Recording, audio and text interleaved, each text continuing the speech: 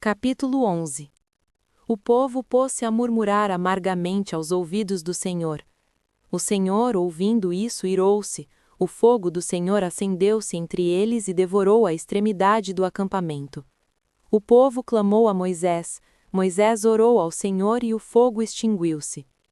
Deu-se àquele lugar o nome de Tabeera, porque o fogo do Senhor se tinha acendido no meio deles. A população que estava no meio de Israel foi atacada por um desejo desordenado, e mesmo os israelitas recomeçaram a gemer. Quem nos dará carne para comer? Diziam eles. Lembramo-nos dos peixes que comíamos de graça no Egito, os pepinos, os melões, os alhos bravos, as cebolas e os alhos. Agora nossa alma está seca, não há mais nada, e só vemos maná diante de nossos olhos. O maná assemelhava-se ao grão de coentro e parecia-se com o budélio. O povo dispersava-se para colhê-lo, moía-o com a mó ou esmagava-o num pilão, cozia-o numa panela e fazia bolos com ele, os quais tinham o sabor de um bolo amassado com óleo. Enquanto de noite caía o orvalho no campo, caía também com ele o maná. Ouviu Moisés o povo que chorava, agrupado por famílias, cada uma à entrada de sua tenda.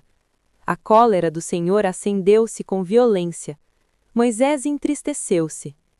E disse ao Senhor: Por que afligis vosso servo? Por que não acho eu favor a vossos olhos, vós que me impusestes a carga de todo esse povo? Porventura fui eu que concebi esse povo? Ou acaso fui eu que o dei à luz, para me dizerdes: leva-o em teu seio como a ama costuma levar o bebê, para a terra que com juramento prometi aos seus pais? Onde encontrarei carne para dar a todo esse povo que vem chorar perto de mim, dizendo: dá-nos carne para comer? Eu sozinho não posso suportar todo esse povo, ele é pesado demais para mim. Em lugar de tratar-me assim, rogo-vos que antes me façais morrer, se achei agrado a vossos olhos, a fim de que eu não veja a minha infelicidade.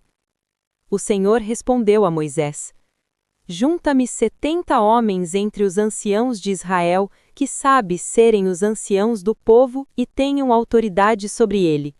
Conduze-os à tenda de reunião, onde estarão contigo.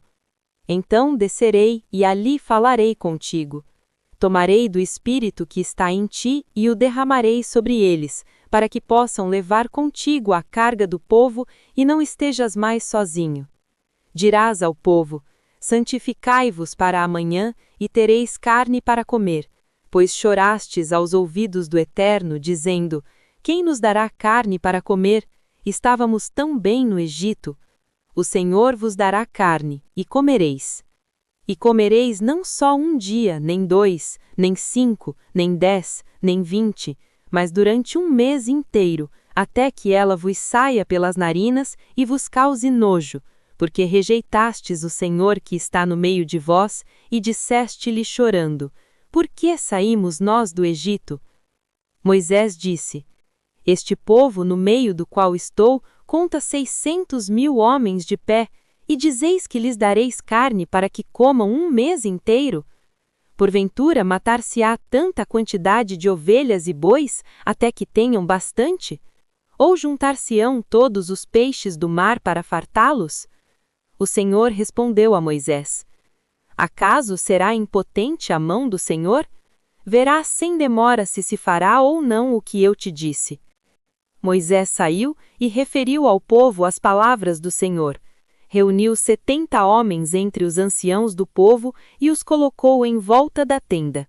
O Senhor desceu na nuvem e falou a Moisés. Tomou uma parte do espírito que o animava e a pôs sobre os 70 anciãos. Apenas repousara o espírito sobre eles, começaram a profetizar, mas não continuaram. 2 homens tinham ficado no acampamento. Um chamava-se Eldade e o outro Medade, e o Espírito repousou também sobre eles, pois tinham sido alistados, mas não tinham ido à tenda, e profetizaram no acampamento. Um jovem correu a dar notícias a Moisés. Eldade e Medade, disse ele, profetizam no acampamento.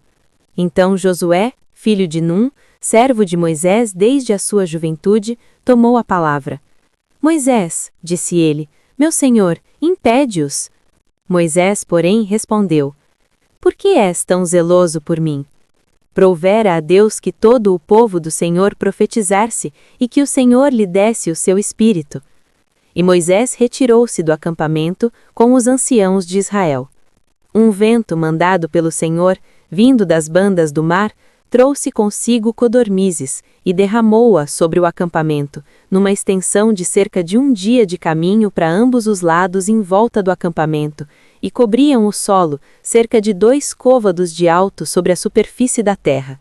Levantou-se então o povo e ajuntou durante todo aquele dia, toda a noite e todo o dia seguinte tantas codornizes, que aquele que menos ajuntou conseguiu encher 10 homeres, e estenderam-nas para si mesmos em toda a volta do acampamento. Ainda a carne estava nos seus dentes, e ainda não estava mastigada, quando a cólera do Senhor se inflamou contra o povo, e o Senhor feriu o povo com um grande flagelo. Chamou-se àquele lugar Quibrote Ataava, porque ali sepultou-se o povo que se deixara dominar pelo desordenado. De Quibrote Ataava partiu o povo para Azerote, onde se deteve.